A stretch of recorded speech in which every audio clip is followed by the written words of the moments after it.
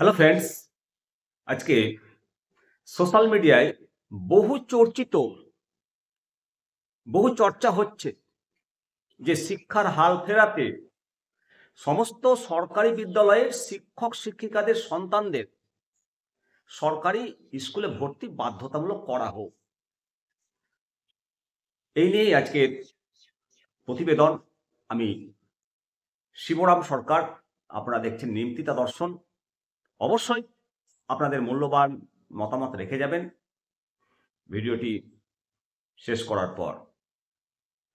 প্রথমেই প্রশ্ন রাখি যে কেন শুধুমাত্র শিক্ষকদের সন্তানদের জন্য এই প্রস্তাব বা এই নিয়ম বাধ্যতামূলক করার জন্য চর্চিত হচ্ছে। প্রথমেই বলি যে শিক্ষার মান উন্নয়নে এটা একটা নিঃসন্দেহে গুরুত্বপূর্ণ প্রস্তাব উঠে এসেছে।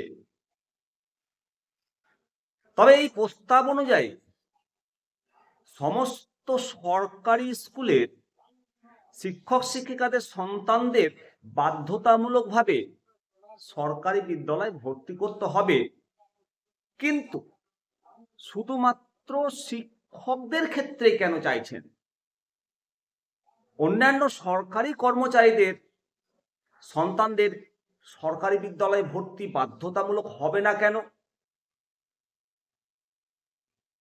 বা সরকারি কর্মচারীদের ক্ষেত্রেও এই প্রস্তাব দিচ্ছেন না কেন?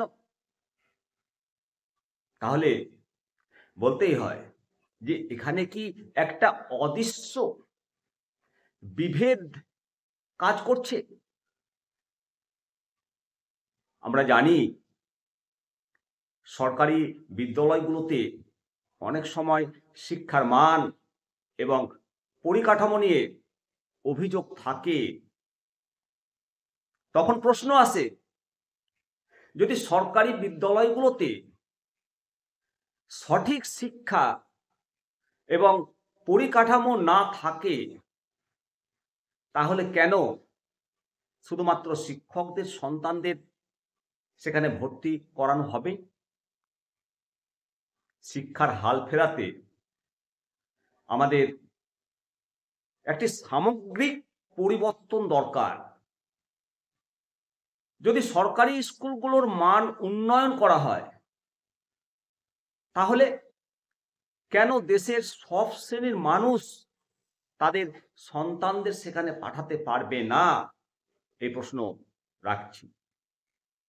শিক্ষকদের সন্তানদের সরকারি বিদ্যালয়ে ভর্তি করার বাধ্যবাধকতা এটা একটা সমাধান নয়, বরং শিক্ষার মানটাকে উন্নয়ন করতে হবে। এই প্রস্তাবের পেছনে যে উদ্দেশ্য আছে তা বাস্তবায়িত হতে হলে আমাদের সকলকে ঐক্যবদ্ধ হয়ে কাজ করতে হবে। শিক্ষার জন্য একটা সুস্থ পরিবেশ তৈরি করতে হবে।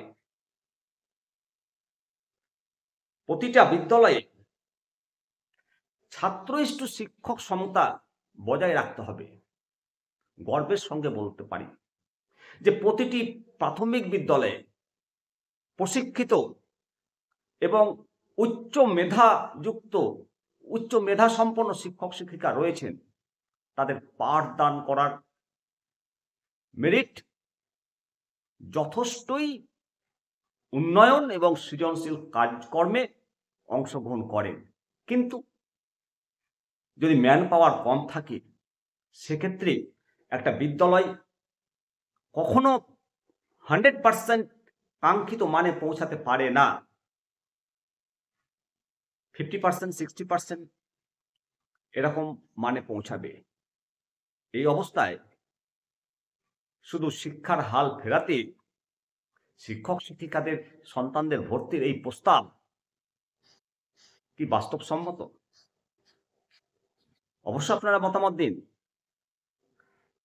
হ্যাঁ, বাস্তবসম্মত হতো যদি প্রতিটা বিদ্যালয়ে ছাত্র শিক্ষক রেশিও 1 থাকতো। আপনারা জানেন যে সম্প্রতি কোনো এক বিদ্যালয় শিক্ষক বাড়ির কাছাকাছি নিজের জেলার মধ্যে, যে জেলাতে চাকরি করছেন সেই জেলার অন্তর্গত যে কোনো বিদ্যালয়ে, জেলার অন্তর্গত যে কোনো বিদ্যালয়ে বাড়ির কাছাকাছি স্থানে বদলির জন্য আবেদন করেছিলেন। শেষ পর্যন্ত হাইকোর্টে জড়াই,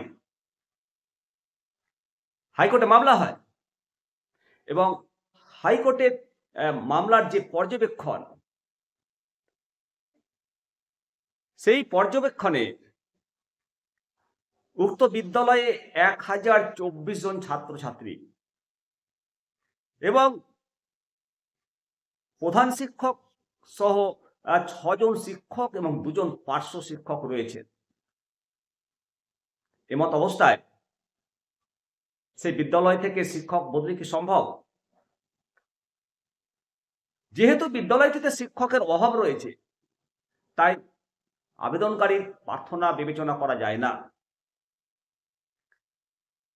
যাই হোক, সেই সম্পর্কে মহামান্য হাইকোর্টের নির্দেশ যে পিটিআর বজায় রাখার জন্য জেলার সারপ্লাস শিক্ষক শিক্ষিকাদের আনতে হবে। এমনও বিদ্যালয় রয়েছে, সেই সমস্ত বিদ্যালয়ে শিক্ষক বেশি, ছাত্র কম। এটা শহরে লক্ষ্য করা যায়। আর গ্রামাঞ্চলে বিশাল ছাত্রছাত্রী, প্রচুর ছাত্রছাত্রী, কিন্তু 2 জন 3 জন শিক্ষক দিয়ে চলে। এতে হয় কি বলুন, পঠন পাঠন? তাহলে গ্রামের যারা শিক্ষক তাদের সন্তানদেরকে কিভাবে ভর্তি করবে?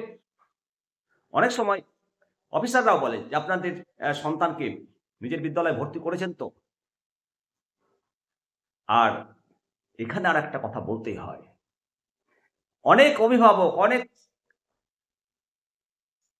ব্যক্তি শুধুমাত্র সরকারি বিদ্যালয়ে নামটা লিখিয়েছে এবং বেসরকারি স্কুলে পঠন পাঠন করাচ্ছে। তাদের উদ্দেশ্য হলো সরকারি ফ্যাসিলিটিগুলো নেওয়া, কিন্তু শিক্ষকরা সম্পন্ন, তারা ভর্তি করলে বেসরকারিতেই আছে, সরকারি বিদ্যালয়ের নাম নেই। যে কোনো এক জায়গাতেই নাম থাকার উচিত এবং সেটাই করেন। তাই এই যে প্রস্তাব, শিক্ষার উন্নয়নের স্বার্থে শিক্ষক শিক্ষিকাদের সন্তানদের সরকারি স্কুলে ভর্তি করা হোক শিক্ষার হাল ফেরাতে, আপনারাই বলুন, এটা কি সম্ভব? মূল্যবান মতামত অবশ্যই দেবেন আর খবরটিকে শেয়ার করবেন। ভালো থাকুন, সুস্থ থাকুন। পরবর্তী আপডেট নিয়ে আবার হাজির হব। নমস্কার।